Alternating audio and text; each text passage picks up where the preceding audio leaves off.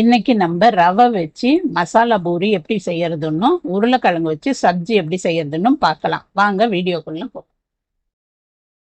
பூரி செய்யறதுக்கு இப்ப நான் 1 கப்பு ரவை எடுத்து ஒரு கிண்ணத்துல போட்டிருக்கேன். இது நல்லா ஊறுறதுக்கு சுடு தண்ணி கொதிக்க வச்சு ஊத்திக்கங்க. நல்லா அந்த ரவை முழுகிற அளவுக்கு ஊத்திக்கங்க. இதை இப்ப நல்லா தண்ணி ஊத்திட்டு இந்த மாதிரி கலந்துக்கங்க.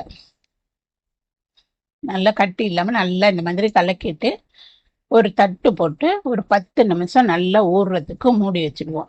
இது ரவை வறுக்காத ரவை தான், அது மாதிரி யூஸ் பண்ணிக்கங்க.